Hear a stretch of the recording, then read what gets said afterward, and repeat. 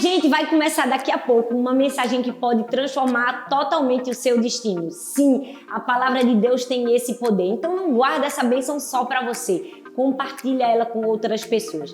Pega esse link agora e envie o máximo de pessoas que você conhece nos seus grupos de WhatsApp, para os seus amigos e vamos distribuir a mensagem que nós também recebemos.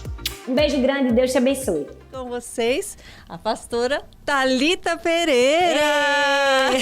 Pastora, mamãe, esposa, escritora, olha, 1001 utilidades. A mulher brasileira. Obrigada, Karina. Eu que estou muito feliz, muito honrada de estar aqui com todos vocês. Eu também, demais, demais. Eu falo que os seus vídeos são inspiradores. Amém. Muito, muito. Eu acho que você tem o dom da palavra, você tem o dom de fazer com que as mensagens cheguem até o público, cheguem até as pessoas, o dom de como que eu posso dizer? Transmitir. De transmitir Sim. o que a palavra nos diz para os dias atuais. Sim. Então, eu me sinto muito feliz em estar aqui frente a frente com você. Eu também. Tô vendo sua história linda e o que Deus está fazendo na sua vida. Eu me alegro também demais. A gente fica feliz, né, em ver cada uma, né? Cada ovelhinha que vem. Sim. Eu sei que eu tô no início dessa caminhada e eu já me sinto tão feliz quando eu vejo alguém sendo transformado, sendo tocado.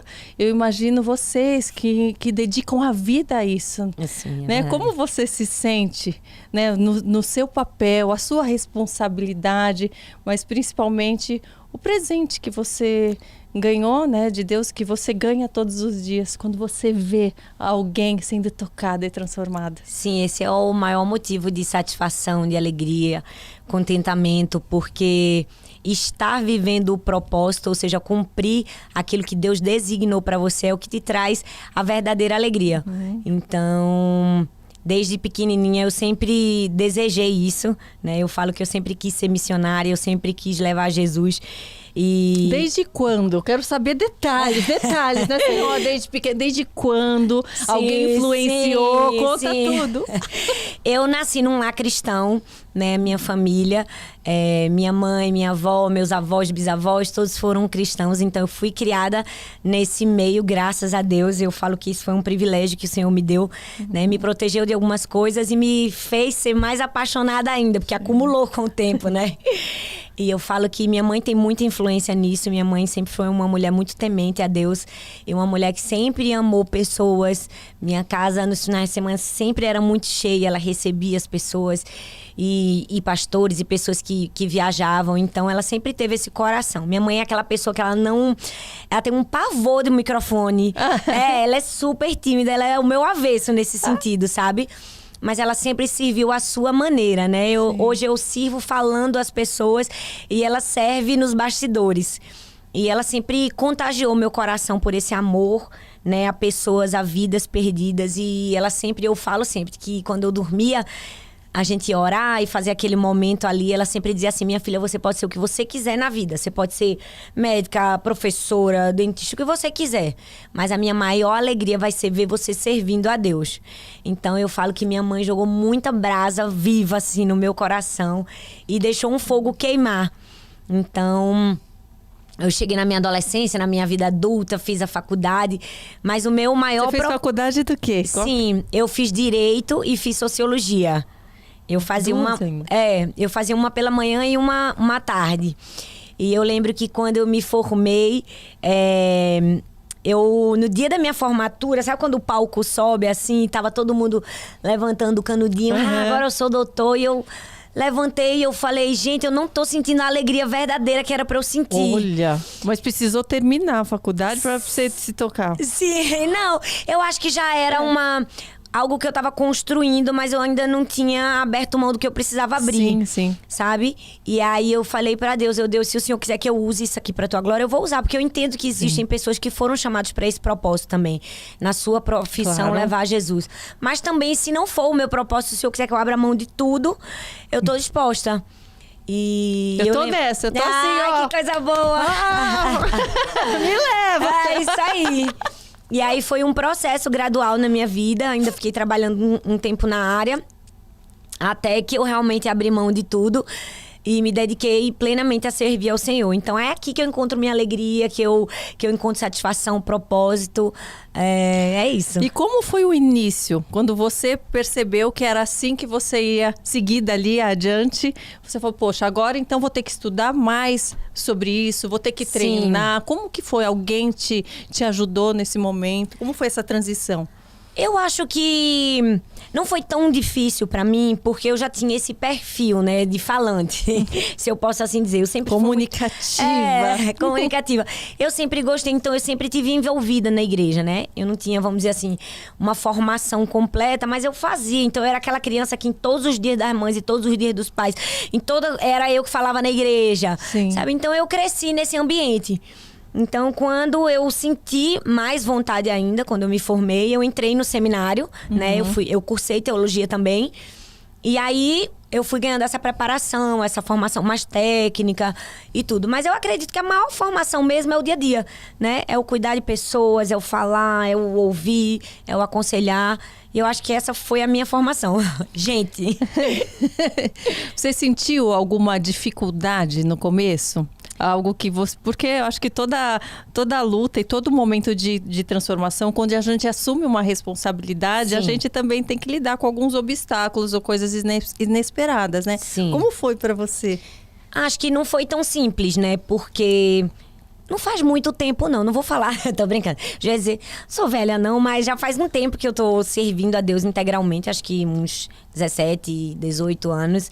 E no começo eu era muito jovem, então a gente ia quebrando paradigmas, né? Ah, você é muito nova pra fazer isso. Ah, você é mulher, não é? Sim. A gente vai rompendo alguns paradigmas e talvez o estereótipo e tantas outras coisas naquela época eram mais difíceis do que se é hoje. Então eu fui rompendo aquilo. Mas assim, foi um difícil que pra mim foi leve, sabe? Eu nunca me ative demais a isso. Ah, ninguém acredita em mim. Ah, tô interrompendo. Ah, não tô me deixando fazer. Eu simplesmente fiz. Se Deus mandou, eu vou fazer. Então sempre foi o meu jeito, né? Ser muito sonhadora, muito... Ao mesmo tempo que era sonhadora, eu era realizadora. Então eu meti a cara e fiz. Sim, eu acho que você estava tão sensível, né, ao seu chamado e tão confiante que qualquer obstáculo, acho que se torna mais leve, porque você é um obstáculo dentro do seu propósito, do seu caminhar, né? Isso é lindo demais quando a gente se encontra e percebe que está nesse caminho, né? Que está essa força nos guiando, né? O que você percebe, assim, como mulher, eu falo, e uma inspiração para tantas outras mulheres, quais as maiores dificuldades que elas hoje em dia têm encontrado com relação a colocar a fé em prática? E você é uma super conselheira, né, nesse sentido. Eu gostaria que falasse um pouquinho sobre isso, assim, porque eu percebo as mulheres orando e tendo aquele desejo e às vezes com dificuldades em colocar em ação. Sim. Né? Eu acredito que o nosso cristianismo, na verdade, ele é provado nas circunstâncias adversas, né? Na dificuldade, na hora da... Como a gente usa muito essa expressão, na hora da luta. Né? Na hora de realmente provar que aquilo que a gente lê, que aquilo que a gente acredita, que aquilo que a gente professa deve ser posto em prática. Eu acho que um dos maiores bloqueios ou talvez dificuldades das mulheres de fazerem isso é porque muitas pessoas se apegam ao processo como uma penitência, quando na verdade o processo é um treinamento, sabe? Então aquele processo difícil que a gente está vivendo é na verdade Deus nos capacitando e nos moldando para viver aquilo que Ele desenhou para a gente. Então quando você tem uma visão deturpada sobre isso, a tua dificuldade aumenta. Se você fica, Deus está me castigando, ou Deus se esqueceu de mim, ou Deus não está me enxergando nesse momento, isso não vai te fazer sair do marco inicial e chegar no teu propósito. Mas quando você entende aquilo como um treinamento, ó, Deus está me forjando, Deus está me preparando, Deus está me levando do ponto A para o ponto B e depois para o ponto C, eu acho que essa mudança de mentalidade talvez seja a chave para a gente conseguir colocar a fé em prática. Se levantar. Eu falo que Deus, né, nos dá a direção, vai à frente de todas as coisas, de todas as batalhas, mas Ele pede para que a gente se levante, que a gente se coloque no nosso posicionamento, né? Que a gente siga Ele, não ficar só em casa no tal descansando sem tomar uma atitude. Né? Sim. Você é uma pastora casada com 3 filhas, né? Você comentou recentemente em um texto seu na internet que eu acompanhei, você falando sobre a gente encarar também perdas, né, nas nossas vidas. E lembrando sempre das nossas vitórias também. Então, que tudo faz parte de um contexto. E aqui eu falo isso porque você comentou sobre esses momentos também. E eu queria que você também aconselhasse as mães, as mulheres, as famílias que passam por uma perda. Você perdeu uma filha, teve que lidar com essa dor, porque é algo que a gente tem que lidar. Mas como foi esse momento e como você consegue transmitir com gratidão até isso e todas as vitórias que vieram depois? Sim, para quem não conhece a minha história, eu perdi minha primeira filha, né? Eu fiquei 3 meses com ela numa UTI de um hospital e depois o Senhor a levou, né? Hoje, graças a Deus, eu tenho mais 3 filhas lindas e cheias de vida e de saúde. Eu entendo que quando você rompe a barreira do sofrimento, você encontra um lugar de grandeza em Deus. E eu acho que foi isso que eu experimentei, né? É preciso romper essa barreira do sofrimento e entender que a gente vai passar por momentos difíceis. Deus não prometeu que a nossa vida seria sem aflições, mas Ele sempre vai estar do nosso lado. Tem um texto da Bíblia que diz assim, que quando passares pelo fogo não te queimarás, quando passares pelas muitas águas, elas não te afogarão. Eu gosto que esse texto fala quando, ele não fala se. Ele não te dá uma condição. Se você passar, ele está dizendo quando você passar. Com certeza que passaremos todos, né? Ele nos dá 2 certezas. Que a gente vai passar por situações adversas, mas que Ele estará conosco. Então, ter esse entendimento da presença de Deus, não importa em que situação e em que momento da nossa vida a gente esteja, nos fortalece para romper essa barreira do sofrimento. Realmente é muito difícil, mas eu tive o meu bom amigo, o Espírito Santo, eu tive Deus ao meu lado, que me fortaleceu, que me ajudou, né, que esteve comigo, não somente durante o processo, mas quando tudo aquilo acabou e eu precisava sair, né? E eu falo que esse processo de cura é algo que a gente também escolhe. Uhum. Você falou que falar para pessoas que estão enlutadas, né? Pessoas que passam situações difíceis. Eu sempre falo, abrace a dor da recuperação. Porque muitas pessoas ficam muitos anos ali numa ferida que nunca se cura. Porque às vezes uma ferida ela leva minutos para acontecer, mas demoram anos para se curar. Porque as pessoas não entendem que a gente precisa abraçar a dor da recuperação. Vai doer, mas a gente precisa trabalhar nesse processo, sabe? Então, eu me permiti passar pelo luto, né? Sentir minha dor, isso é muito importante, né? Em momentos assim, muitas pessoas falam, não chore, seja forte, né?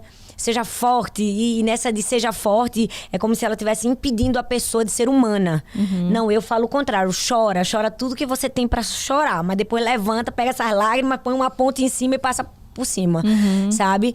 Então, eu entendo que a gente é humano e a gente tem um momento, sim, de passar por esse sofrimento, mas que a gente precisa tomar uma decisão e dizer assim, olha, eu vou abraçar a dor da recuperação, eu quero vencer isso, né? E chegar nesse lugar de grandeza. E a gente só consegue isso com Deus do nosso lado. E você, nesse momento e em tantos outros, você teve o apoio do seu esposo. Sim. Eu acho que eu queria também que você comentasse sobre essa importância do elo, né, matrimonial, da família. Você é um exemplo de família também. E nos dias de hoje a gente também está em falta, né, de tantas pessoas descartando relacionamentos tão facilmente, né, e não lutando por sua família. E é tão lindo ver a forma que você expõe o seu esposo e o seu amor por ele, mostrando até as fragilidades. Eu vi esses dias, você mostrando, olha, ele tá emocionado no casamento. E é lindo que a gente vê um amor, assim, entre vocês, que é admirável, que nos inspira. Sim. Então, eu queria primeiro te dar os parabéns, porque por você ser essa referência, né? Mas como é no dia a dia, né? Passar por isso junto da família, né? Eu acho que o sofrimento em família, ou ele quebra uma aliança, ou ele fortalece uma aliança, né? Graças a Deus que ele fortaleceu a minha aliança. Muitas pessoas escolhem pela quebra porque não querem passar pelas renúncias necessárias para chegar no fortalecimento. O momento de dor ainda nos uniu mais e nos fez perceber o quanto nós somos frágeis, né? Diante da vida. E nos fez perceber que a gente precisa uns dos outros, né? O mundo prega uma independência da pessoa, mas isso vai contra os valores do reino de Deus. Somos todos dependentes, precisamos uns dos outros. Há momentos em que você se sente fraco e alguém vai te levantar. E há momentos que você está forte e você pode levantar alguém. Eu acho que família é isso. É essa parceria, é entender que um precisa do outro e estar presente nesses momentos. Eu agradeço muito a Deus porque eu vou fazer 18 anos de casada com Arthur e ele é esse meu parceiro da vida. Ele é aquela pessoa que eu posso contar, né, que celebra minhas conquistas, mas que está comigo nos momentos difíceis, nos mais difíceis que nós enfrentamos. Então eu acho que isso não é ou não deveria ser uma exceção no mundo de hoje. Essa deveria ser a regra para os relacionamentos, né? Tudo aquilo que a gente cuida dura mais. Isso vale para os relacionamentos. Talvez eles não estão sendo tão duradouros porque não há o cuidado, não há um empenho, né, em proteger, blindar, regar. E eu acho que essa talvez seja uma chave do nosso relacionamento. É entender que a gente cuida um do outro, que a gente tá aqui para se ajudar. Mas vocês se conheceram como? Pode contar? Pode. Foi arranjado.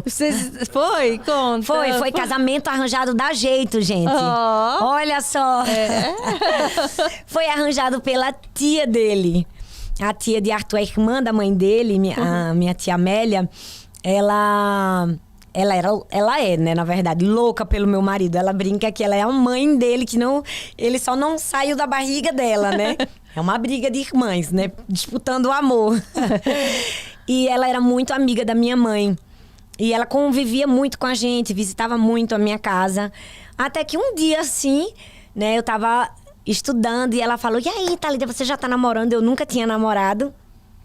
E eu falei: não, tia, eu tô estudando, eu não... Ela: eu tenho um rapaz ideal pra você. Aí ela começou: ele é maravilhoso, é um bom filho, é um bom aluno, esse menino e tal. Eu sei que ela deu tantas características de perfeição que eu digo: tia, esse menino é perfeito, ele não existe.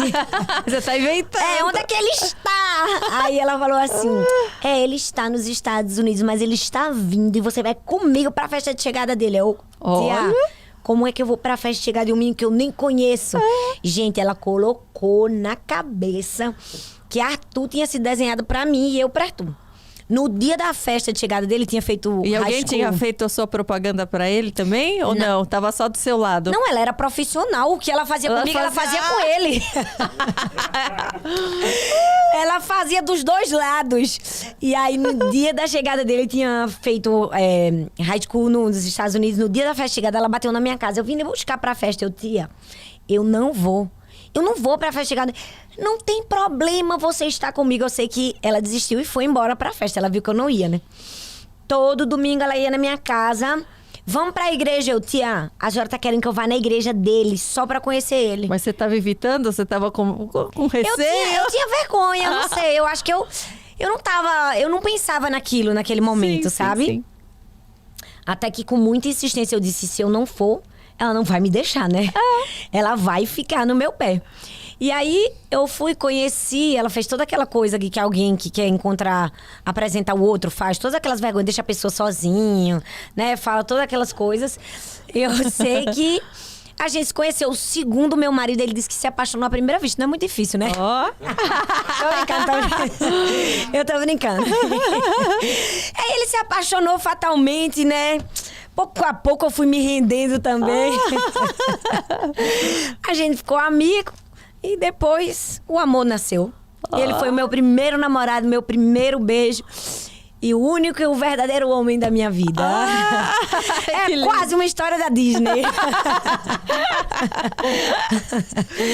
E houveram houveram obstáculos também? A história da Disney também, né? Tem, Sim, não é? toda princesa passa por um perrengue, Porque né? por mais que a gente encontre a pessoa que é indicada para nós, que tem tudo a ver com a gente, as pessoas, é o que eu falo, elas descartam se vem algum defeito, se vem Isso, outro, é. né? Por mais que seja que Deus colocou ele na sua vida e você na dele, também tem a questão da convivência, a questão de se acostumar um com o outro, com o tempo Sim. do outro. É aí que o pessoal precisa ser mais persistente, Isso. mais paciente, né? É aí que tá o amor, né? Eu acho que você falou uma coisa e eu penso que o que falta muito no mundo é empatia. É olhar... Fala-se tanto, né, da empatia virou uma palavra... Virou uma palavra famosa e pouco praticada, né? É. Eu acho que empatia é algo muito importante. É entender o outro na sua particularidade. É perceber que nós somos diferentes e tudo bem. E permitir o outro ser diferente, né? Às vezes a gente entra num relacionamento e a gente quer que o outro se amolde ao nosso padrão. A gente quer que o outro seja como a gente. Eu sou totalmente diferente do meu marido. É muito engraçado. Eu sou... muito acelerada, eu falo rápido, eu produzo muito por minuto, eu faço 1 milhão de coisas ao mesmo tempo. E ele é o contrário, ele é bem calmo, ele fala devagar, ele é super manso, ele é muito carinhoso. Então, assim, nós somos diferentes, mas... a gente se respeita na nossa diferença. Sim. Na verdade, a nossa diferença é complementar. E aí que tá a beleza, né? Nós estamos complementando uns aos outros, né? O ser humano existe para isso. A Bíblia tem uma alusão para isso. Que cada membro no corpo de Cristo é uma parte diferente, mas todos exercem um papel igualmente importante. A mão Sim. não pode dizer que não precisa do braço e o pescoço não pode dizer que não precisa da cabeça. Cada um exerce a sua função e todos têm a mesma importância. Eu gosto de falar que Deus não tem filhos preferidos, Deus tem propósitos diferentes para os seus filhos. Então, quando a gente entende a beleza que existe na diferença e vive ela, aí, gente, o céu é pequeno. E no seu dia a dia, como que você faz para aproveitar suas maiores e melhores características e lidar com todos os compromissos mesmo do seu dia a dia? Como que você, né, administra o seu tempo? Sim, eu acho que a gente foca no que cada um é bom. Isso é muito importante, né? Eu brinco que Arthur é a melhor pessoa do mundo para ouvir outra pessoa. Sim. Ele tem esse dom. Então pronto, você tem o dom de falar, de eu ouvir. falo e ele ouve. Pronto, que beleza. Então, eu gosto de gerir, eu sou da gestão, eu chego na igreja, eu participo da gestão. E ele é aquela pessoa do discipulado, do ensino, de ouvir, de preparar. Então, eu acho que a gente faz exatamente isso. Né? A gente cumpre as nossas potencialidades. Vocês trabalham juntos? Juntos.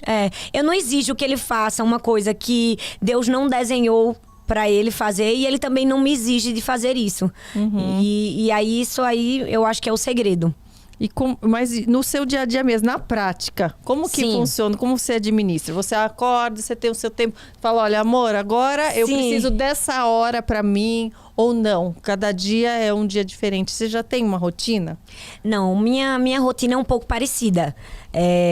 Eu sou bem organizada nesse sentido. Eu gosto do planner, né? Eu acho que o planner ajuda a nossa vida. Eu sempre tenho um planner, então eu tenho ali os meus compromissos, o que eu preciso fazer naquele dia.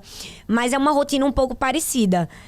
Eu me acordo, tenho o meu tempo devocional. Sim. Lá em casa a gente tem um lema que a gente chama que é sem Bíblia não tem café, né? Meu marido até escreveu esse livro sobre isso, que ele fala que antes de fazer qualquer outra coisa, ele precisa gastar um tempo com Deus, ele precisa se alimentar da palavra de Deus. Então, é muito interessante, porque eu tô casada com ele há quase 18 anos. Eu nunca vi ele quebrar sequer uma vez esse princípio, né? Podia estar viajando de férias, qualquer lugar, antes de tomar um copo d'água, antes de comer, ele lê a Bíblia. Então, ele passou isso para a família toda, para as minhas filhas. Então, a gente acorda, tem um tempo devocional, toma café e nós vamos pra academia juntos, porque agora eu sou fitness. Olha, musa fitness. Eu tô tentando e me esforçando pra cuidar da saúde e do corpo. Então a gente vai pra academia, depois quando a gente volta, cada um segue seus compromissos, né? Sim. Aí eu vou fazer as atividades das crianças, colocar na escola, enfim. E à tarde eu consigo trabalhar um pouco mais, que é o horário que as meninas estão estudando. Porque eu quero saber que horas que vocês Escreve. Gente, nós vamos falar desses livros todos. Eu quero saber que horas que é possível fazer isso. Você quer tudo. que eu revele o segredo? Quero. Então eu vou revelar só Agora. aqui, propositivamente. Você tira um período e fala, olha, eu vou escrever agora, vai ser esse mês, gente, não marque mais nada, que agora eu vou Não. só... Como que é? Não, esse primeiro livro que você tá na sua mão chama Deixe-me Apresentar Você. Conta tudo. Esse livro é um livro que fala sobre identidade. É uma coisa que eu amo ensinar, né? Sobre você descobrir sua verdadeira identidade, quem você é em Deus e alcançar o máximo do seu potencial. E, na verdade, esse livro surgiu de algo que eu já ensinava. Eu pregava muitas mensagens bíblicas sobre esse tema. E até que me foi proposto escrever sobre ele. E aí eu falei, então, eu já tenho muito conteúdo. Então eu peguei meus melhores sermões sobre identidade. Aí são 7 capítulos. Cada um deles é a história de um personagem bíblico diferente, falando sobre o viés identidade. Então, eu peguei aquele conteúdo que eu já havia escrevido e transformei ele, exato, em livro. É muito importante você falar sobre isso, sobre a identidade de cada um, porque a gente, com questão da rede social, isso aumentou demais. Sim. As pessoas se compararem, né? Comparar uma com a outra e querer ser o que a outra pessoa é, ter o que a outra pessoa tem, né? Eu acho que o verdadeiro encontrar da nossa felicidade é quando a gente se aceita e procura se melhorar, se lapidar, mas individualmente, né? Com Deus nos guiando, o Espírito Santo nos moldando, nos direcionando. Mas é muito importante, né? Eu tenho certeza que você se depara com até hoje em dia, mais ainda na questão das redes sociais, que você é super engajada também. É encontrar beleza em ser você. E perceber que Deus desenhou um propósito lindo para cada pessoa. Eu gosto de falar assim que... Quando você vai me entender bem, você é mãe. Quando a gente tem um filho, a gente fica grávida. A gente não deixa pra comprar a primeira fralda ou o leite depois que a criança nasce. Ah, não. Né? Nossa. A gente já vai preparando todo o enxoval. A gente não vai pra maternidade e depois que tem um neném fala assim, gente, vai lá no shopping e compra uma roupa pra essa criança. Não. Né? A gente se prepara antes e prepara todo o enxoval do nosso filho. Sim. E assim também é Deus com a gente. Antes da gente nascer, Ele já preparou o nosso enxoval, ou seja, Ele já depositou em nós tudo que a gente ia precisar para cumprir o nosso papel no mundo. Então tá tudo aqui dentro, foi feito, desenhado e presenteado por Deus. O que é que a gente precisa fazer? Encontrar, descobrir e aplicar.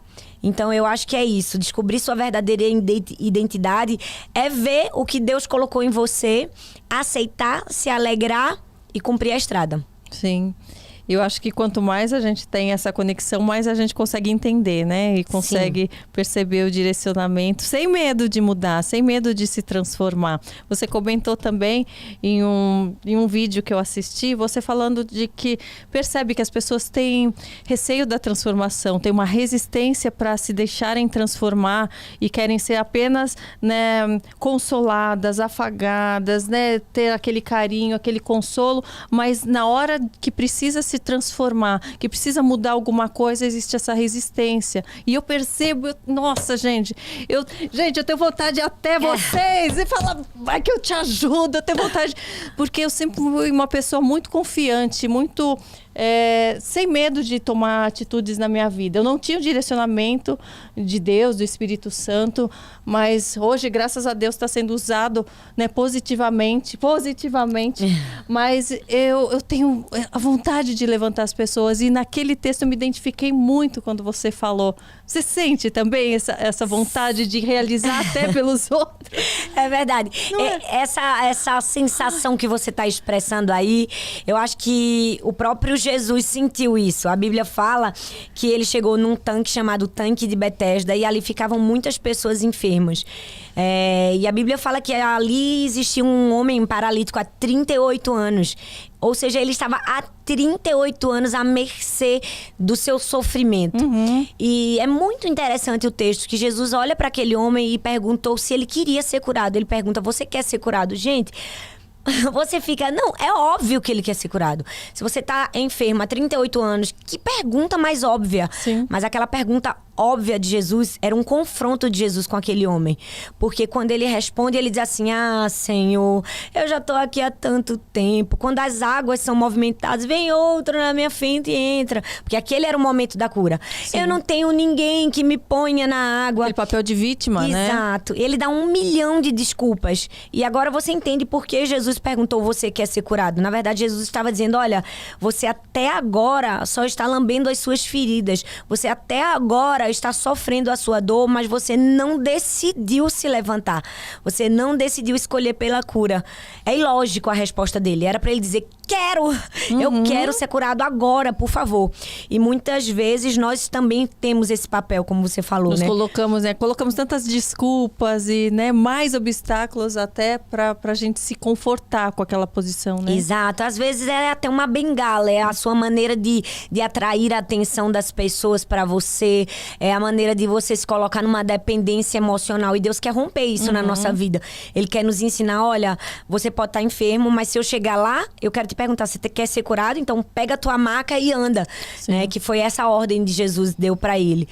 Então, eu acho Você acha que essa questão desculpa te cortar, da dependência, da gente falar: poxa, agora eu vou depender de Deus, acaba sendo confusa na cabeça de algumas pessoas, de falar: poxa, então se eu dependo, agora eu entrego, ele vai fazer tudo por mim. E é por isso que talvez eu acho que quem não é cristão tenha tanto preconceito com o cristão, de achar que as pessoas não tomam atitudes e ficam só rezando e ficam esperando que Deus faça alguma coisa. É verdade. É preciso uma postura. A gente entender que, como a Bíblia diz, né? Deus recompensa a nossa conduta, né? De acordo com aquilo que a gente faz, a gente vai colher os frutos. A vida é uma semeadura, né? Você vai precisar fazer algumas esforços. Tem um texto na Bíblia que eu gosto muito sobre isso, que é uma experiência do rei Jeoás com o profeta Eliseu. A Bíblia diz que ele era um estadista, né, um político, um rei muito mau. E o profeta era um grande homem de Deus. Ele está ali no fim da vida, já está morrendo. E comovido de compaixão, ele resolve visitar o profeta. E quando ele chega lá e que vê o profeta naquela situação, ele fala: meu pai. E o profeta decide dar uma última orientação para o rei Jeoás. E ele fala 3 coisas. Ele diz assim, ó: reteza o arco, abra a janela e lance a flecha do livramento do Senhor. Ele estava querendo dar o segredo do sucesso para Jeoás. E qual era o segredo? Reteza o arco, né? Essa expressão, ele puxar, ele precisa de esforço, ele precisa de dedicação. Sim. Não é uma coisa simples de se fazer, como a gente pensa que é. Então, reteza o arco fala desse esforço. Abra a janela fala sobre ter foco, ter visão, né? Vislumbrar o que você precisa fazer. E lance as flechas é a sua atitude. Então, você falou sobre isso. Às vezes as pessoas acham que vou só depender de Deus e não vou fazer nada. E o texto fala que o profeta, ele ficou indignado com o rei Jeoás. Porque quando ele diz assim, ó: na primeira, quando ele fala reteza o arco, ele fez. Abra a janela, ele fez. Exatamente como o profeta havia dito. Mas na terceira, o profeta não dá nenhuma especificação. Então, ele só lança 3 flechas. Mas na sua aljava, ele tinha várias. E aí o profeta diz assim: porque você só lançou 3, você vai ter uma vitória parcial. Você só vai vencer 3 vezes os sírios. Mas se você tivesse lançado todas as flechas, você teria uma vitória total. Então era Deus nos ensinando que a gente tem muitas flechas na nossa aljava, né? Mas cabe a nós lançarmos todas. É uma decisão nossa de atitude. Você percebe a necessidade de usar todas essas forças na sua administração, na sua parte de trabalho mesmo também? Existe ainda essa dificuldade, esse preconceito com questão da mulher? Ou hoje você acha que já é mais bem recebida? Eu acho que hoje tá bem melhor, né? Acho que talvez... Porque eu de fora eu não sinto, assim. Eu falo, poxa, estão tantas mulheres, né? Estão falando tão lindamente, alcançando tantas pessoas. Sim. Mas, né, às vezes, do outro lado, a pessoa sente diferente, né? Olha, eu acho que isso já foi pior no passado. Eu acho que antigamente se tinha, né, algo mais forte em relação a isso. Hoje eu não sinto tanto.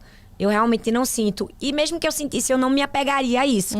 Muita gente me pergunta, o que é que você faz para vencer o preconceito? Eu nada. Eu não tenho que vencer ninguém. Sim. Eu tenho que cumprir o meu propósito. Sim. Eu simplesmente vou e faço o que Deus me mandou fazer. Não fico me apegando a isso, não. Se tem alguém que não acredita, se tem alguém que não concorda, eu nem converso com essa pessoa. Eu simplesmente vou lá e faço o que Deus mandou eu fazer. Então, eu prefiro ter essa visão otimista, né? Eu prefiro ver com os olhos de Deus. A gente pode ter essa visão otimista. E a nossa visão otimista, na verdade, é uma visão bíblica. Porque Deus sempre nos dá garantias, né? Sim. Ele nos faz promessas, mas nos dá garantias. Então, eu acho que você pode sim ser otimista e romper barreiras. Ela tem um trabalho lindo, gente, também, além de tudo isso, um trabalho social, que eu quero que você fale um pouco. Sim. E você está vibrando aí com um novo local, Sim. que tem a ver com uma conquista. Acho que você já tem plantado há um tempo. Primeiro, né, nasceu no seu coração, diante do seu propósito também. Mas como que tá? Já tá para inaugurar? Já vai inaugurar? Como vai funcionar? E como começou esse trabalho lindo na outra sede também? Sim, se chama Instituto Identidade. É um projeto social, né? Nós trabalhamos com pessoas em vulnerabilidade social, mulheres, crianças. E a gente tem um público de um projeto que era da nossa igreja local, chamado Mercado Solidário. Nós atendemos várias famílias e ao invés de uma cesta básica, a gente oferece um pouco mais de dignidade. É um mercado e a gente põe todos os alimentos e a pessoa ganha um dinheiro solidário. É um dinheiro fictício e de acordo com a quantidade de pessoas, de membros na família, ela ganha aquele valor. Então a gente acha mais justo, mais digno do que simplesmente chegar um pacote pronto igual para todo mundo e entregar. Então às vezes uma família tem 5 filhos e outra família tem 2 filhos. Então a necessidade de uma família de 5 filhos é bem maior. Sim. Então, ela ganha um pouco mais, né? Então, funciona como um supermercado mesmo. E tem carrinho, tem as prateleiras. E além dos alimentos, tem outras necessidades. Tem material de limpeza, tem um supérfluo, tem um biscoito recheado, tem um chocolate. Porque às vezes um pai de família que está desempregado, um filho pede um biscoito, né? E eu imagino que deve ser uma situação muito triste para um pai não poder proporcionar isso para um filho. Sim. Então é meio que uma dignidade levar o filho ali e o filho tá vendo ele comprar, né? Sim, entre aspas, aquilo. E dar ele o biscoito, a bolacha, não sei como vocês chamam aqui. Então, a partir desse projeto, que nós atendemos várias famílias, foram surgindo outras necessidades. A gente foi vendo que muitas dessas famílias talvez estavam nessa situação porque não tinham capacitação profissional. A gente foi escutando as mulheres e percebendo que algumas delas sofriam violência doméstica. E a gente foi vendo que o problema era mais profundo. Sim. Então a gente foi trabalhando nessas outras áreas de atuação. Então hoje a gente tem vários projetos. A gente tem balé para as crianças, para os filhos. A gente tem esportes, judô, jiu-jitsu, capoeira. A gente tem cursos profissionalizantes para as mulheres, curso de laceira, costura, escovista, cabeleireira. E aí o projeto só vai se expandindo, dia a dia vai se expandindo. E a gente trabalhava numa casa que era alugada e era dentro da comunidade. Sim. Mas o sonho é construir um prédio próprio, maior, que tem uma estrutura melhor para receber as pessoas. Então eu fiz um evento solidário chamado Os Segredos das Mulheres de Influência, que eu transformei esse evento num livro. Peraí, ó, gente, ó, eu tô aqui, ó, hoje eu tô garota propaganda, hein? Ó. Inclusive, já convidei a Karina pro próximo. Sim, já anota aí, ó, já aceitei, já assinei. Que legal. Com o maior prazer. E aí eu juntei algumas amigas, né, convidei algumas amigas para participar desse projeto de maneira voluntária. A gente fez um ticket e todo o valor arrecadado a gente disponibilizou para construção. A gente tinha um projeto bem maior, mas como era muito mais caro, tudo que a gente tinha juntado, a gente tá fazendo esse primeiro prédio. E aí depois a gente vai para algo maior, quando as coisas forem, né, tomando seu devido tempo. E aí, assim, eu tô muito feliz, né, a realização de um sonho. E a gente está aumentando, expandindo cada vez mais para mais famílias, mais mulheres, mudando a vida de cada pessoa. Parabéns, viu? E como as pessoas podem ajudar também? De que forma, né? Empresas? Sim. Tem o livro, né? Quando a pessoa compra o livro, os direitos autorais são transferidos para o Instituto, né? É uma ajuda bem menor, mas é uma ajuda. Sim. E como é um instituto, né? Uma organização sem fins lucrativos, eles podem também fazer doações. Sim. Não somente de verbas, né? Não somente de recursos financeiros, mas eles podem doar alimentos, roupa. A gente tem um projeto no Sertão também. A gente tem... Ai, meu Deus, tem muita coisa. Conta! A gente tem um consultório odontológico móvel que a gente leva de 3 em 3 meses para o Sertão. Que E a demais. gente leva mais ou menos 90 jovens para esse trabalho social lá. A gente reconstrói as casas. Então, a gente sempre pede apoio de empresas para tinta, cimento, argamassa. Então, os meninos ficam 3 dias lá. Então, eles pintam as casas, eles reformam, eles ajudam. É uma infinidade de coisas. Então, se você desejar, é só Tem procurar. um site para as pessoas conhecerem mais? Aonde que elas podem Tem, procurar? eu posso te dar e aparecer aí no vídeo depois. Pronto. E aqui, olha, a gente tem as mulheres de influência, os segredos das mulheres de influência. E hoje muito a gente fala, né, sobre influenciadora digital, influencer, darará. Qual a importância, né, da gente ter essa consciência da nossa influência, né, como ser humano, como influenciador digital também, que hoje qualquer um tem um Instagram, uma rede, né, de pessoas ligadas. Então, da gente passar, acho que valores, de passar algo importante que motive. Todos somos influenciadores, né? Sim. Eu acho que a gente começa a influenciar no micro, ali na nossa casa, na nossa convivência com as pessoas mais próximas, mais íntimas. Mas hoje, graças a Deus, a internet nos possibilitou essa influência macro, né? Alcançar outras pessoas que talvez a gente nunca alcançaria. Chegar em lugares que a gente talvez nunca chegaria. Então, eu acho que é usar isso com muita graça, com muito discernimento, com muita sabedoria, com muita responsabilidade. É entender teu papel social ali, é entender que você pode ser uma voz de esperança para outras pessoas, e usar isso da melhor maneira possível. A gente tem os dois lados da moeda, né? Como você até citou anteriormente. A internet, ela pode trazer um desgaste, ela pode trazer uma comparação, um sofrimento, uma ausência de contentamento, mas ela também pode ser uma bênção muito grande na vida de muitas pessoas se a gente usar ela da melhor maneira possível. Então, o meu apelo é para que todos nós possamos usar ela da melhor forma possível, né? Para encorajar, para abençoar, para edificar. Você tem feito isso muito bem, né? Eu tenho acompanhado, né, esse seu momento de conversão e o quanto você deixa ali palavras e inspirações e força. Então, eu acho que é isso.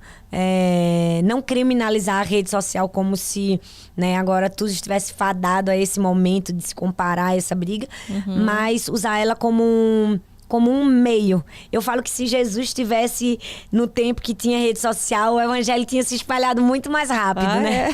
Numa época que não tinha avião, não tinha carro para chegar a notícia, era mais puxado. Hoje em dia, essa conversa da gente vai fazer a notícia chegar bem mais rápido. Você consome muito rede social? Assim, para o seu trabalho mesmo, para ver, né, outras pregações, outros conteúdos, ou você retém parte do seu tempo só para isso? Olha, hoje eu vou tirar só meia hora do dia, ou não? Você deixa essa parte mais livre? Não, eu consumo. Eu acho que esse também é um desafio para todos nós. Se a gente não se perceber, a gente tá ali, ó. Sim. Vez ou outra a gente tá no Instagram. Passou o tempo e faltou de fazer um monte de coisa, sim, né? Sim, é verdade. Mas eu confesso que as pessoas que eu sigo, né, eu seleciono, né? Então, eu seleciono alguém que pode acrescentar, que pode edificar, Sim. que vai me abençoar, que tá na minha linha de missão, de propósito, de senso de vida. Então, eu acho que acrescenta, né? Eu não saio seguindo qualquer coisa aleatória, porque ali vai ser uma perda de tempo. Vou lá ver quem que você segue, hein? Ah, vai. Vou lá agora. Pode ir. E aí eu acho que é isso, é usar com propósito, né? Com graça, entender quando Deus diz para um pouco, né? Sim. Diminui seu tempo.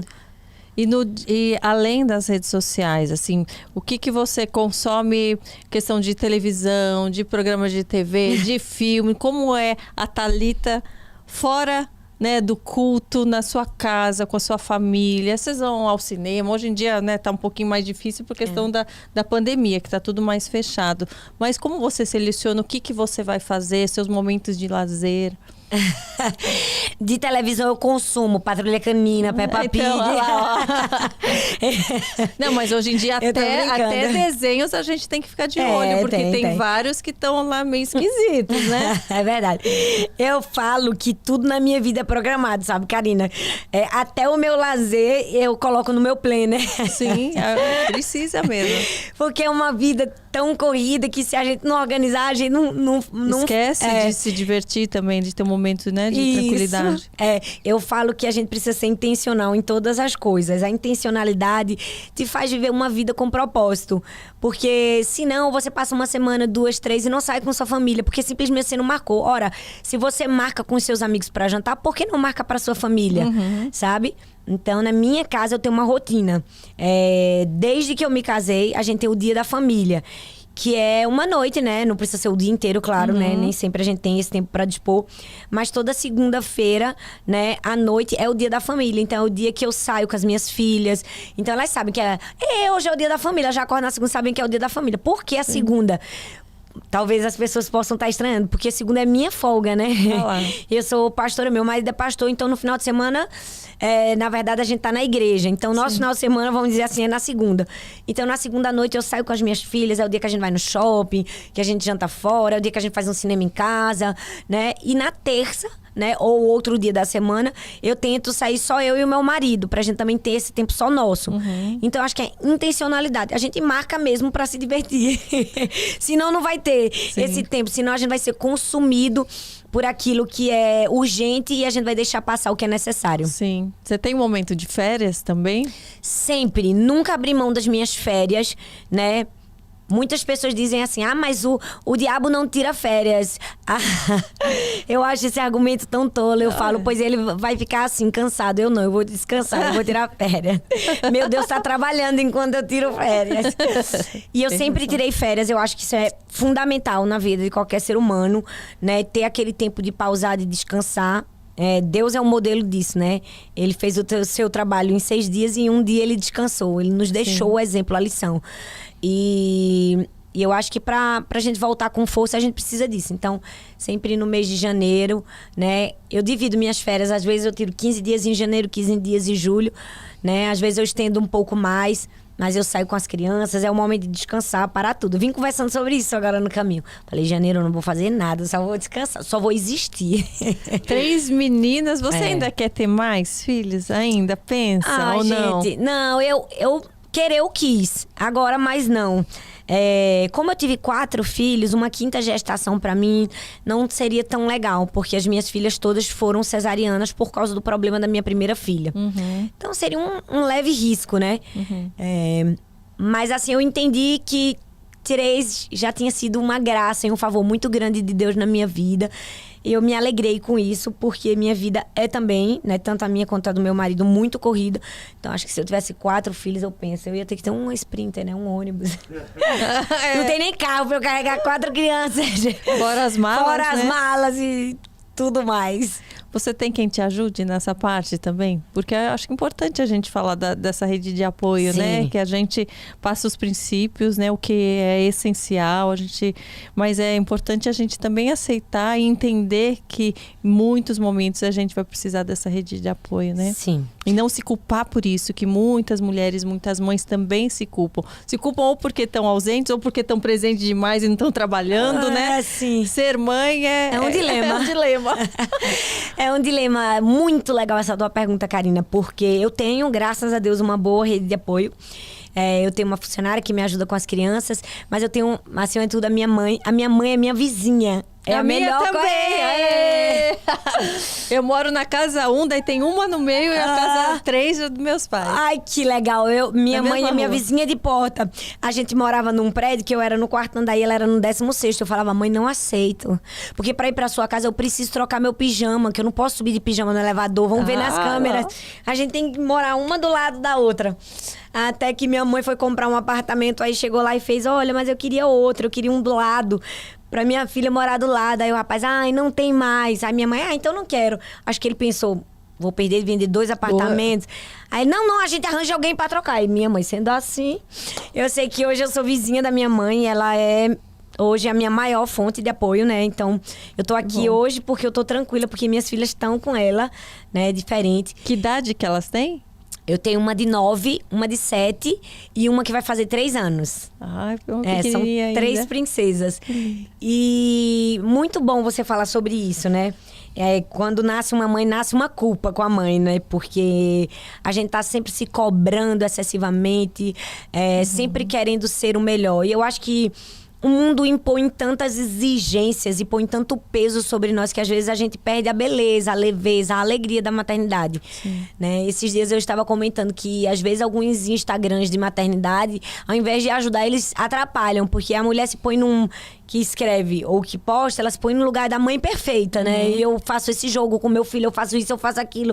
Hoje eu fiz cupcake, hoje eu fiz... Elas fazem tantas coisas que você fala, pensa, eu sou a pior mãe do mundo, gente. Gente, agora eu vou me posicionar no lugar dessa mãe que faz os cupcakes, eu sou dessa. Não, mas você pode fazer. Você pode fazer, eu acho que é a postura de como se coloca. Porque eu fiz isso tanto na pandemia, principalmente, gente, que eu não podia sair de casa. Eu falei, gente, das duas, uma, ou eu vou... Ou surta. Ou eu surto. Então, eu fazia todas as atividades, daí eu via que tem gente, nossa, essa daí se acha assim, tá se achando a mãe perfeita, porque eu fazia um monte de coisa, mas eu fazia mesmo, mas era uma forma de eu desestressar também. Sim. Eu me diverti, eu falei, eu vou me tornar criança, uma criança junto com meu filho, fazer um monte de coisa. Eu acho que até porque outras coisas do meu trabalho também pararam com a pandemia, né? Sim, então eu acho que tinha tempo pra isso. Na pandemia todo mundo parou, né? Na pandemia todo mundo se voltou pra dentro de casa, não tinha outra escolha. Mas eu falo sobre isso como vida real mesmo. Por exemplo, mulheres que não trabalham, né? Aí as que trabalham dizem assim, nossa, você não faz nada, né? Não, você faz muita coisa. Ou as mulheres que ficam em casa, nossa, você é tão ausente com seu filho, você só trabalha. Então eu acho que é encontrar esse ponto de equilíbrio. Tem uma mensagem minha que eu chamo A Culpa Não É Sua. Sim. E é uma mensagem toda, tá no YouTube, é toda voltada para mães, né? Para ensinar a chegar nesse ponto de equilíbrio e entender, né, que sim, você está fazendo um bom trabalho, né? Sim, você vai errar, porque ninguém é perfeito. E se permitir isso e estar nessa constante melhora é o que vai fazer seu filho e você crescerem. Você tem 3 filhas, em cada uma numa fase meio que diferente, né? Você já sente alguma dificuldade? Ou com a mais novinha, ou com a mais velha? Algo que você fala, poxa, aqui eu vou ter que ter mais paciência, mais trabalho, até por questão de personalidades diferentes também, né? Sim, eu tenho 3 filhas totalmente diferentes. Elas são bem diferentes. É um desafio.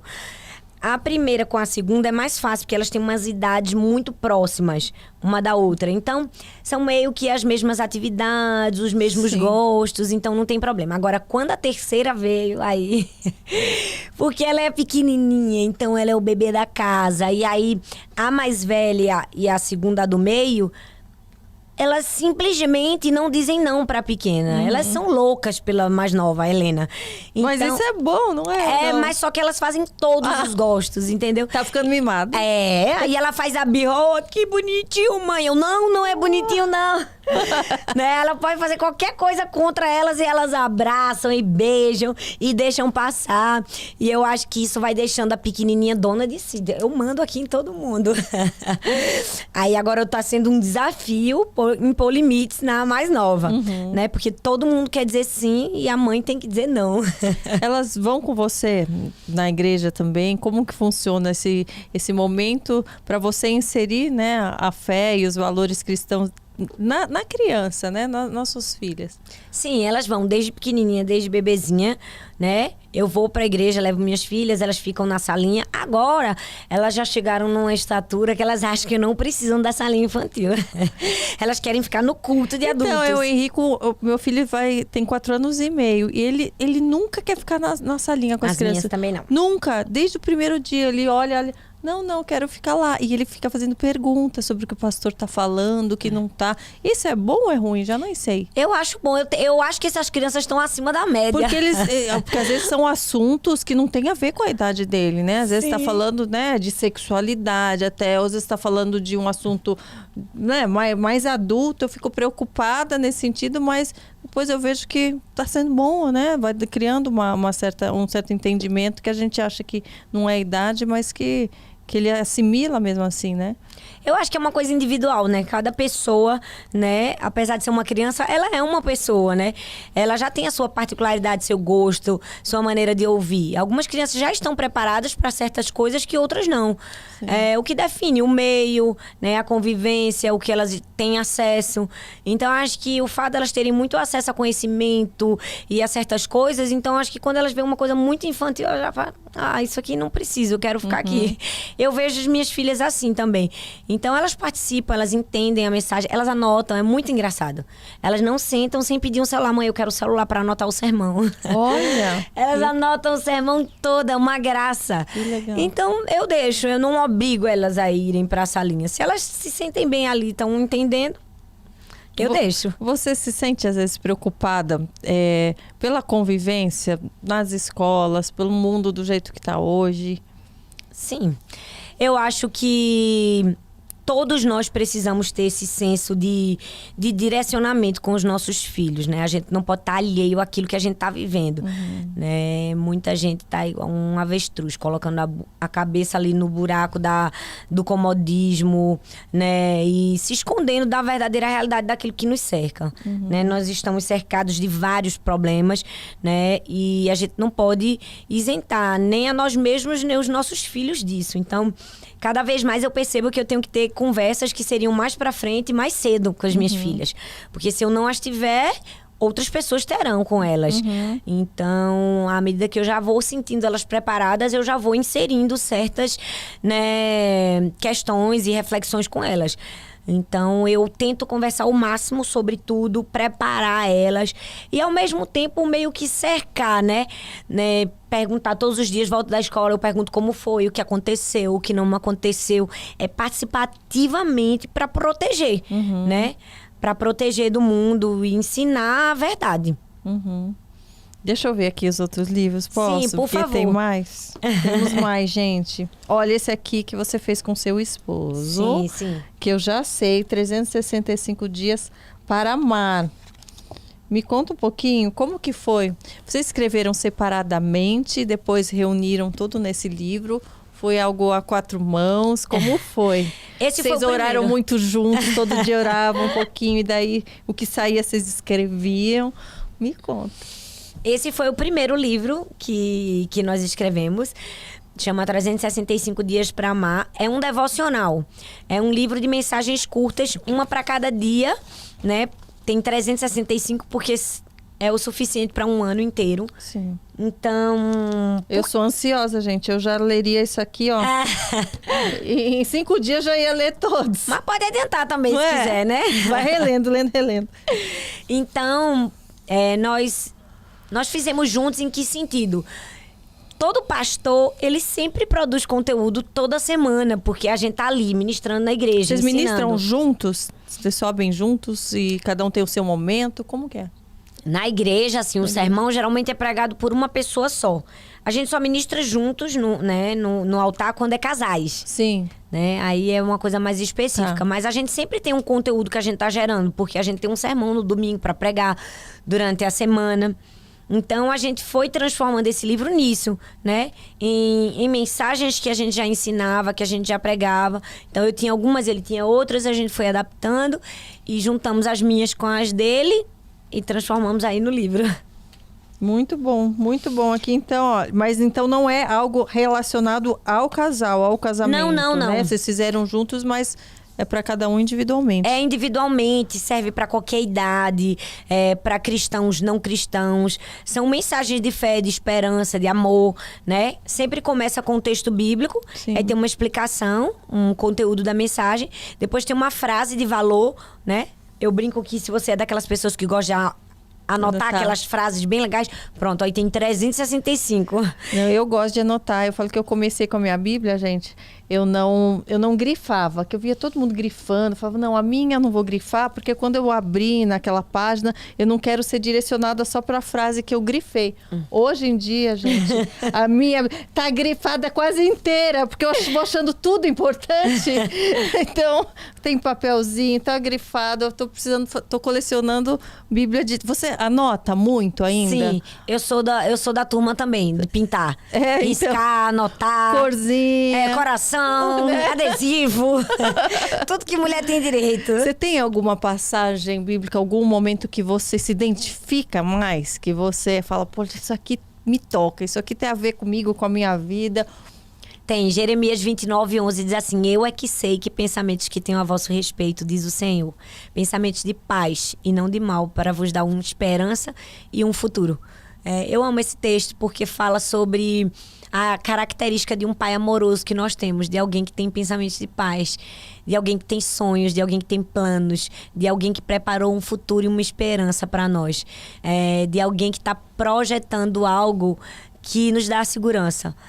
Num mundo tão inseguro e tão cheio de incertezas, ter a certeza de que Deus preparou algo bom pra gente, nos dá a força suficiente para seguir em frente.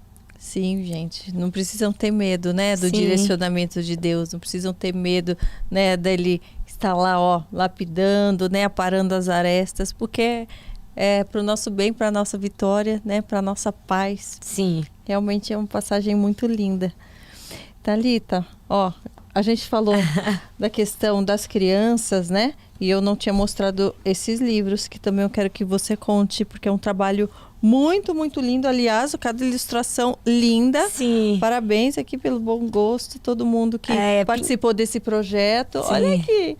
As minhas olha que filhas. lindas. As princesas. Sim. Que amor.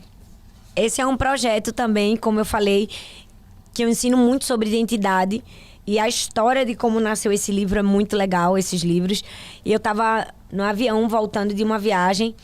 E às vezes, quando eu vou ministrar em um lugar, as pessoas me dão muitas cartinhas, elas me contam suas histórias, né? Acho que porque eu compartilhei a minha história na internet, né? No testemunho Você Vai Dar Conta. Eu acho que elas se identificam com a dor, né? E elas sentem essa necessidade de compartilhar também a história delas comigo. E eu tava lendo a história de uma seguidora que compartilhou o quanto ela tinha sido curada quando ela leu o livro Deixe-me Apresentar Você, porque ela falou que na infância ela sofreu muitos abusos psicológicos, daquilo que ela ouvia sobre quem ela era.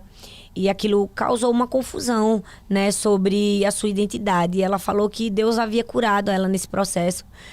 E quando eu li aquela cartinha, Deus falou assim tão claramente comigo, ele disse: Thalita, talvez até hoje você tenha trabalhado só na cura de muitas pessoas, né, na cura da identidade. E hoje você precisa trabalhar na prevenção, ou seja, para que uma nova geração se levante com segurança o suficiente de saber quem elas são em Deus e que elas não precisem passar por esse processo, que elas não precisem dessa cura, né, porque elas não serão feridas, né, elas serão protegidas. Então, Deus me falou claramente que eu deveria fazer a mesma coisa, só que para crianças. Então, foi um desafio, né? Mas eu abracei aquilo. E aí eu comecei a ler muitos livros infantis. Devo ter lido uns 100 livros infantis por aí. E eu já lia muito, né? Porque eu tenho 3 filhas, né? A gente sempre conta histórias. E aí eu comecei a me aprofundar mais e pensar como seria cada história, como eu poderia fazer, né? Eu acho que até minha própria experiência de mãe também, né? Eu sempre invento histórias para as meninas, né? Toda mãe inventa uma história. Sim, sim. Todo mundo tem um personagem, tem um nome. Na minha casa eu sou Maricota e Crocota. Né? Esses nomes loucos eu escolhi para ser única para as minhas filhas. Eu sempre tenho essas histórias, Maricota e Crocota. Então eu decidi escrever algumas histórias para falar sobre senso de valor, de propósito, comparação, bullying, gratidão. E aí escrevi esses 4 livros que são uma coleção sobre identidade para crianças.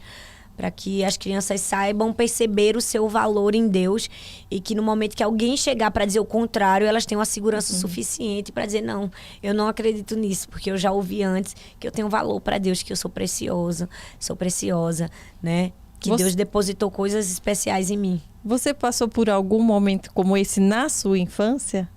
Não na sua família, pelo visto, porque você contou, né, que da sua infância em família que foi muito boa, mas na escola ou Ou algum preconceito que você teve que aprender a lidar? Sim. Quando eu era criança, né? Como toda criança muito falante, as pessoas colocam apelidos, né? Ah, você é muito tagarela, ah, você fala demais, né? Essa menina bebeu água de janeiro, né? Quando é feito numa medida pequena, eu acho que isso não provoca tantos prejuízos. Mas quando aquilo é repetidamente, né, inserido no coração da criança, pode sim. Então, por um tempo, eu cheguei a pensar que aquilo que Deus tinha colocado na minha vida como qualidade era um defeito. Porque todo mundo apontava... Ela fala muito. Meus irmãos faziam pra minha mãe. Mãe, pelo amor de Deus, manda essa mulher calar a boca. Eu não aguento mais. Tinha um porquê, você viu? Já tinha um porquê pra Exato. você ser a comunicadora que você é, né? E aí minha mãe me fez ver isso. Porque eu gostava de ler. Então, quando eu era bem pequenininho, eu aprendi a ler muito rápido. E aí minha mãe me colocou num curso de leitura dinâmica. Que é aquela leitura que você lê bem rápido. Sim. E aí eu saía lendo assim os outdoors na rua e eu ficava lendo bem alto, sabe? Gente, aquilo provocava uma raiva, uma fúria nos meus irmãos. E eles faziam, mãe, manda ela calar a boca que a gente não aguenta mais. E aí minha mãe fazia assim, ó, Thalita. Gente, minha mãe... Teve momentos que ela... né, se cansou, claro. Mas teve muitos momentos que ela dizia assim, fale, minha filha. Pode falar, isso é sinônimo de inteligência. É porque, olha só como minha mãe foi uma profeta de Deus na minha vida. Ela dizia assim, um dia você vai falar para muitas pessoas. Olha. Deus não lhe fez falante por acaso. Esse é um dom de Deus na sua vida, né? Quem sabe um dia você não vai ser uma pregadora do evangelho. Ela dizia isso para mim. E aí eu dizia, vou falar, porque um dia eu vou ser uma missionária, uma pregadora do evangelho. Eu acreditei no que minha mãe falou. Então aquilo foi cura para mim. E hoje eu faço a mesma coisa com as minhas filhas, que também são muito falantes. As três? A do meio é um pouco menos, mas todas são. Ah lá. É bom, é muito importante a gente motivar as qualidades, né, nos nossos filhos, perceber que cada um tem sua particularidade, sua individualidade, mas motivar isso e não, né, reprimir. Então, sim, é muito bom. E é importante a gente ter essa consciência sempre. É possível amar, me conte, é possível amar. As letras pequenas, não é possível enxergar sem óculos. É possível amar, mas não é possível enxergar as letras pequenas. Você enxerga bem, fala aí pra mim. Se você me permite, eu vou até pegar aqui pra fazer uma fila. Fala. Esse livro é muito engraçado. Ele é fruto de uma reportagem do New York Times que falava sobre o que é o amor na linguagem das crianças. Então, eram muitas frases engraçadas que elas diziam quando perguntavam o que é o amor. E eu fui lendo aquelas frases e eu ria, eu me divertia. E depois que eu me diverti bem muito, eu disse, gente, na verdade o que essas crianças estão dizendo é o que a Bíblia ensina sobre o que é o amor. E aí eu selecionei as melhores frases, né, meio que embasei biblicamente, e nasceu esse livro, É Possível Amar, que em sua essência, ensinar que é possível amar pessoas fáceis, mas também pessoas difíceis, né? Eu gosto de dizer que todo mundo tem um processado na vida. Todo mundo tem alguém que é complicado. Eu não chamo de complicado porque processado é mais bonito, sabe? Aí Deus coloca essas pessoas na nossa vida para nos ensinar a amar. E aí esse livro fala sobre isso. Por exemplo, eu vou te ler uma resposta de uma criança. Olha que coisa fofa. Esse menino, Tommy, de 6 anos, ele disse assim, ó. Amor é como uma velhinha e um velhinho que ainda são amigos, mesmo depois de se conhecerem muito bem. Olá! Olá, que lindo! Aí, olha, Nica, de 6 anos, ela diz assim, ó. Se você quer aprender a amar melhor, você deve começar com um amigo que você não gosta. Olha. Uau, as crianças ensinam muito, né? Na sua maneira, mas é muito forte. Ah, olha esse, a Noelle de 7 anos diz assim, ó. Amor é você falar para um menino, que camisa linda você está usando? E ele passa a usar a camisa todos os dias. Eu me diverti, esse foi um dos livros que eu mais me diverti. Eu vou falar só mais um. Olha, Mevin, de 4 anos, diz assim, ó. Amor é quando o seu cachorro lambe a sua cara, mesmo depois de você deixar ele sozinho o dia inteiro. Olha. Você vê que são pequenos, né, frases que aparentemente são simples, básicas, ingênuas, mas que realmente contêm profundidade, ensinamento. Sim. E aí eu falei sobre cada uma delas e aí veio esse livro. Tem mais livro para vir? Tem mais? Tá aí Tem nessa no gavetinha? forno. Tem no forno? Tem Já? um no forno, chama Você Vai Dar Conta, né? É o meu testemunho, né? No YouTube chama Você Vai Dar Conta. É um livro que fala sobre o drama do sofrimento humano, né? E o que fazer para superar adversidades, dores e problemas difíceis na vida. A gente vai ter que ler para saber? Você pode dar uma dica do que você fala não, vou dar no spoiler. livro? Não vai! Tô brincando. Na verdade, eu tô com uma tour que chama Você Vai Dar Conta, né? A gente roda no Brasil com essa mensagem. Ah, então, eu vi. Começou agora a tour? Como que é? Sim, começou agora no mês de novembro. São 5 TED Talks sobre o apóstolo Paulo. A gente faz um estudo sobre Paulo, né? E são 5 momentos, estações diferentes da vida dele. Na primeira... Gente, agora eu preciso lembrar. A primeira é a luz. A primeira é a luz, depois a ilha, depois... a tempestade, a ilha e a prisão e, por fim, o juramento. Né? São momentos difíceis que o apóstolo Paulo enfrenta, mas que nos deixam um legado de como encarar o sofrimento de maneira corajosa. Né? Ele nos deixou essa lição. Né? O apóstolo Paulo foi o maior autor do Novo Testamento, escreveu 13 cartas e... É tão lindo que a gente ouve o apóstolo da graça e acha que foi alguém que foi isento de dores. Na verdade, Muito tudo que pelo ele contrário. fez foi sob muita aflição, né? Prisões, açoites, tempestades, naufrágios, acusações, açoites. E ele nos deixou esse legado. Então, eu compartilho sobre isso na tour, né? Sobre o que ele aprendeu e o que ele ensinou. Então, é mais ou menos... Que é o conteúdo do livro. Um pouco do que eu tô falando também no livro. Sim. O pessoal tem uma ideia lá e depois complementa com o livro. Vai estar em São Paulo? Vai estar onde? Ainda não já sei. tá fechado tudo? São Paulo! Ai, tem vários lugares, eu vou te dar a lista Me completa. dá Tem essa Itaquera, tem interior de lugar São ainda? Paulo Dá pra também. ir ainda? Tem, claro, Já dá pra ir fechou? ainda. Dá pra ir ainda, com certeza, né? Eu quero! Sim, claro, vamos. Vou te Olha! passar toda a agenda.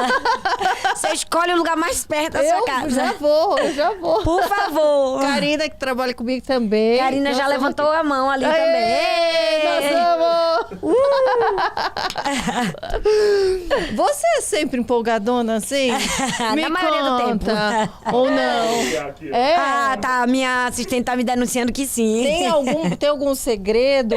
Você sempre foi assim? Ou não? Teve um dia que você falou, poxa, agora vou mudar, vou me alegrar, vou ser mais grata à vida, vou acordar mais animada. Como que... Eu acho que eu passei na fila da energia no céu mais vezes que as outras pessoas. Ai, que bom, né? Eu acho que você passou mais vezes do que todo mundo na fila da beleza no céu. Ai, você veio assim muito maravilhosa. Eu acho que o meu foi da energia mesmo, por isso que eu não paro. Eu sempre fui. Desde criança eu sempre fui muito acelerada, muito, né, animada. Minha mãe brincava que dos filhos todos, né, nós somos 5... O filho que ela mais gostava de presentear era eu. Porque ela disse assim, que tudo que me dava era uma festa tão grande, era uma bagunça, era uma gritaria, era um motivo. Eu sou assim, exagerada. Então ela falava, faz gosto das coisas, a Thalita. Porque eu sempre fui assim. Então, na vida adulta não mudou muito, não. Eu não me tolho muito, não. Na maior parte do tempo eu sou assim. Claro, tem momentos de tristeza, tem momentos de cansaço, sim. Mas na maior parte do tempo eu tô sempre... E como lidar com pessoas, às vezes, que são completamente o oposto de você? Desafio. Não é? Porque eu quero saber, porque eu também, a gente é acelerada aqui, as mulheres aqui dessa sala. Ai, meu Deus! Então, às vezes, a gente fala, a pessoa começa o assunto, você fala, tá, e termina como? Mas eu já entendi, termina como, resume. Não é um pouco assim, não? Eu tenho vontade de botar, assim, aquele acelerador em algumas pessoas. Hoje eu comentei com meu marido, eu falei, olha, tem gente que deviam colocar a velocidade 10, sim. porque 2 não tá suficiente. Gente do céu, meu Deus, eu confesso, viu? É um desafio. Não é? Tem momentos que eu tenho vontade de acelerar o áudio da pessoa. Mas eu acho que é um polimento de Deus na nossa vida, nos ensinando Sim. a lidar com o diferente, né? Sim, eu aprendo com isso também todo dia. A lidar com essa ansiedade, com essa vontade de realizar mais do que, às vezes, o nosso corpo aguenta. Isso, né? É Quais verdade. os outros desafios que você enfrenta além desse? que você percebe ainda, que fala, isso aqui eu preciso me lapidar ainda, isso aqui preciso dar uma melhoradinha, isso aqui eu percebo que Deus está me tocando ali? Eu acho que a cobrança, a autocobrança, eu me cobro muito, né? Pra fazer, pra acontecer. E eu fico brincando que eu sou quase uma agiota de mim mesma. Eu tô sempre me cobrando, né? Eu tenho isso como algo que é um desafio pra mim trabalhar, né? Eu tô sempre me cobrando pra ser uma mãe melhor, uma esposa melhor, mas não é uma cobrança às vezes saudável. Sim. Né? Talvez eu esteja querendo chegar num nível que eu nunca vou conseguir de perfeição. Então, eu tenho que aprender a deixar de mão quando eu não consigo. Eu falo isso porque as pessoas acham, às vezes, que pastores, pessoas que já estão mais, né, à frente... São perfeitos, né? São perfeitos, já descobriram, já saem flutuando, já descobriram, né, o caminho de tudo. E não, somos humanos, todos nós. Sim. Temos as nossas dificuldades, temos coisas que precisamos melhorar na nossa personalidade, né? Vigiar, ficar atento, vícios que a gente já tem no nosso modo de ser e de agir. Então, não se preocupe, gente, se vocês estão em casa, se vocês têm, poxa, mas eu ainda não sou assim. Primeiro que você não precisa ser igual ela, que nem eu, não precisa acordar, uhul! Né? Não precisa, não é nenhum problema não acordar assim, aquilo. Descubra o seu jeito, mas não se preocupe, porque todo mundo tem o seu obstáculo, todo mundo tem o que melhorar, mas com Deus a gente consegue, gente. Com Deus a gente vai dar conta. É muito melhor a gente dar conta. Né? É verdade. Eu acho que essa é a beleza do ser humano, né? É sermos diferentes, né? Existe beleza na diferença. Então... Como casal, vocês ainda têm alguma coisa para lançar? Porque eu sinto uma necessidade, assim, como eu falei, das famílias, dos casais, de terem um pouco uma luz com relação a isso. Tem alguns programas de televisão que pegam um pouquinho isso. Mas vocês não pensam em fazer mais livros, mais seminários, mais conteúdos? Ou não? Falar, não, deixa para depois. Sim, eu tenho muita vontade. O problema é esse aí que você falou. Nem sempre a gente tem o tempo disponível ainda pra mais fazer conciliar tudo. com o outro, né? Mas eu tenho muita vontade. Na verdade, essa é uma cobrança. Não uma cobrança, não vou usar essa expressão, um pedido de muitas pessoas. Acho que por verem a nossa casa, a nossa família, às vezes também tudo que a gente enfrentou, né? E ver que é possível ter um casamento, um relacionamento saudável, feliz, apesar da imperfeição, né? Porque somos todos imperfeitos, mas na imperfeição também existe felicidade. Então, muita gente fala, eu tenho muita vontade de, enfim, criar um projeto maior. Vou colocar aí na minha lista do ano que vem. E depois eu vou dizer, olha, foi aqui sugestão da Karina. Garanto que não é só minha essa sugestão, não. O que é felicidade pra você? Está no centro da vontade de Deus. É cumprir o que Deus sonhou pra mim. Essa é a verdadeira felicidade. Então você já tá feliz, sim. Já tá no centro. Sim. E na verdade essa é uma busca, né? Eu acho que estar no centro da vontade de Deus, ser direcionado por Deus, é uma busca diária. Sim. Né? A gente tá buscando fazer a vontade de Deus, mas todos os dias a gente realinha o nosso propósito. A gente realinha o coração, realinha a paixão, realinha a chama.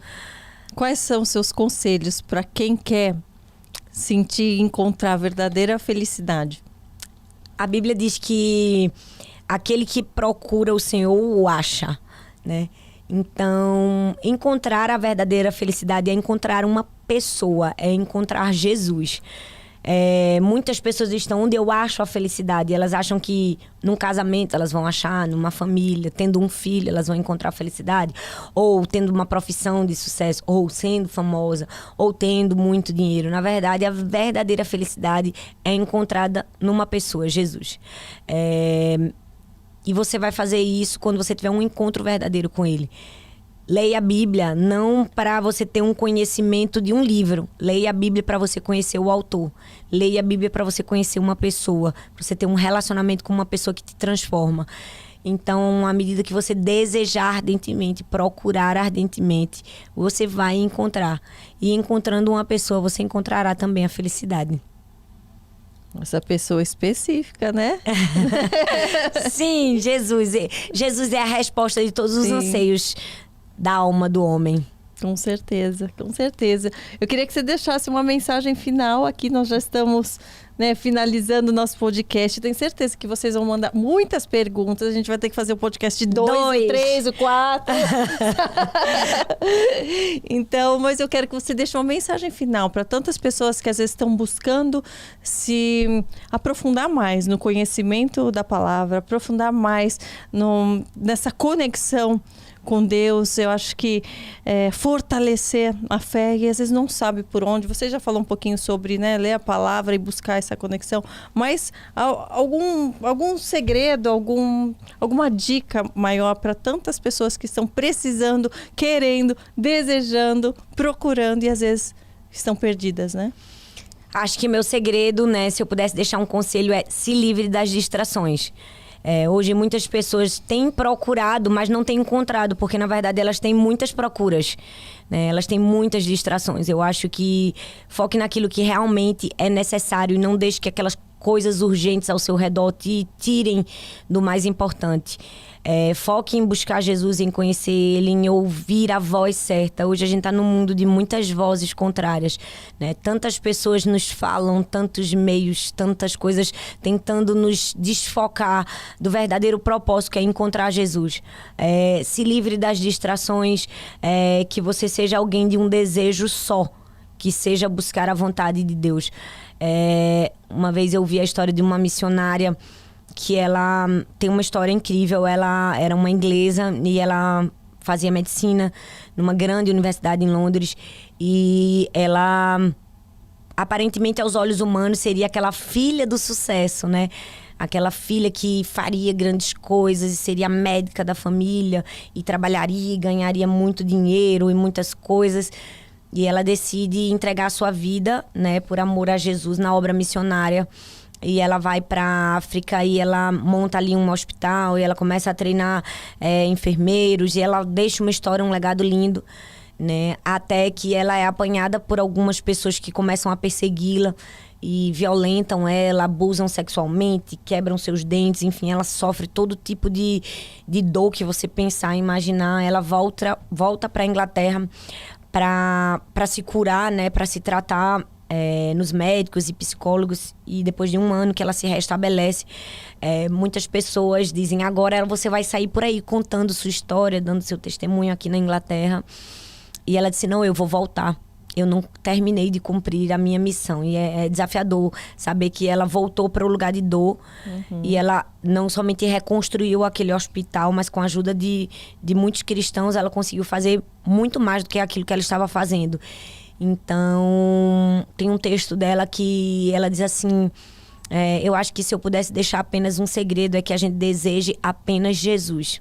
O problema é que a gente deseja Jesus e as coisas demais, a gente deseja Jesus e a aceitação das pessoas. Uhum. E hoje a gente vive num mundo, como eu falei, de muitas distrações. A gente deseja Jesus, mas ao mesmo tempo a gente deseja gastar o nosso tempo com aquilo que não nos vai levar para Jesus. Uhum. Então, viva a sua vida com foco, entendendo que você tem um propósito, que você tem uma missão a cumprir. Ouça apenas a voz de Deus, a voz da sua referência, a voz do que Deus fala a seu respeito. E você vai encontrar um propósito, a verdadeira alegria e a paz que excede todo entendimento. O que parece que é uma renúncia, que você vai sentir tanta falta, depois você percebe como foi bom renunciar. Sim. Não é? É, né? Verdade. Eu percebo isso na minha vida, assim, quem vê de fora, às vezes, poxa, deixou de fazer novela, renunciou tantas coisas, está se afastando, tipo, de certos meios, de certas pessoas.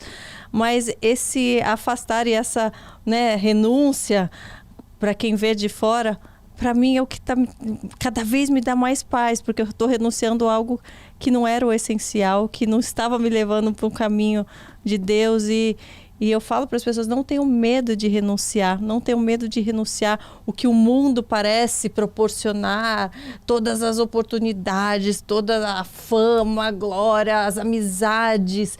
Não tenham medo de renunciar aquilo que você lá no fundo sabe que não faz parte do propósito de Deus, porque cada pequena renúncia, outras vitórias Ele te dará. Sim. Então, e é tão bom, e é tão maravilhoso, e é uma paz tão grande que, olha, eu vou te falar, não vai fazer falta nenhuma aquilo que você renunciou. Você vai dar graças a Deus, que hoje eu vejo. Uau, não é? que lindo. É bem assim, é bem assim. Aprendo com isso. Ai, Deus, como você é lindo, maravilhoso. É verdade, é verdade. Você quer falar alguma coisa que eu não tenha te perguntado, que às vezes é importante, que você tá indo no seu coraçãozão? Não, eu acho que se eu pudesse deixar uma última mensagem, seria para alguém que está nos assistindo que ainda não teve um encontro com Deus, Sim. ou que está vivendo um momento de dor na sua vida. Para os padrões do mundo, uma dor, uma queda, né, pode ser uma paralisia, mas para Deus pode ser um recomeço. A Bíblia fala que o apóstolo Paulo teve seu primeiro encontro com Deus a partir de uma queda, né? Uma luz, uma queda provocou nele a mudança que ele precisava. Fez ele enxergar coisas que ele não enxergava, fez ele perceber a maneira como ele vivia a sua vida tão autossuficiente, longe da presença de Deus.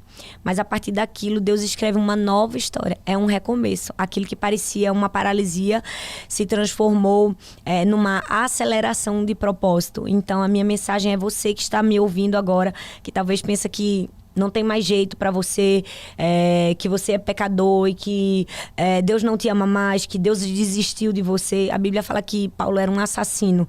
Ele estava indo nesse caminho da queda para Damasco, estava procurando pessoas para aprisionar, né? Estava procurando pessoas para a morte. Mas mesmo assim, Deus não desistiu dele. Deus foi até ele, foi ao seu encontro e disse assim: Paulo, eu estou procurando você há tanto tempo, Paulo. Eu quero você, né? Ele usa uma expressão que fala sobre um boi, né? Que tá ali teimoso, querendo fugir do cuidado. E Deus mostra o amor dele para o apóstolo Paulo, muda a vida dele e lhe dá um novo recomeço. Deus também quer te dar um recomeço. Deus quer te dar uma nova história. E aquilo que para você é uma aparente queda pode ser o início de uma nova jornada. Basta você entregar sua vida, o seu caminho ao Senhor. Tudo mais Ele fará. Você pode confessar Jesus como o Senhor e Salvador da sua vida, e isso vai mudar completamente o seu destino e vai te mostrar o seu verdadeiro propósito. Vamos fazer essa oração? Você sabe ela? Sim. Né? Lógico, né? Sim. Eu ainda não sei. Assim, de cabeça, né? Sei mais ou menos. Mas eu gostaria, porque para quem quiser em casa acompanhar, exatamente. Né? Muito então, bom. Vamos. Se você que está aí do outro lado quer fazer esse momento de confessar Jesus como seu único e suficiente Salvador, eu quero que você repita essa oração comigo. E aí onde você está, né? Deus, que é onipresente, que está em todos os lugares, Ele vai escrever seu nome no livro da vida. Não, você não precisa pagar por isso, você não precisa fazer nada, você só precisa entregar a sua vida a Jesus. Você pode dizer assim comigo: Senhor Jesus, Senhor Jesus, eu te confesso como Senhor e Salvador da minha vida. Com o meu coração, eu creio que a tua morte foi a minha morte, que a tua ressurreição foi a minha ressurreição. E hoje a tua vida é a minha vida. No nome de Jesus. Amém. Amém.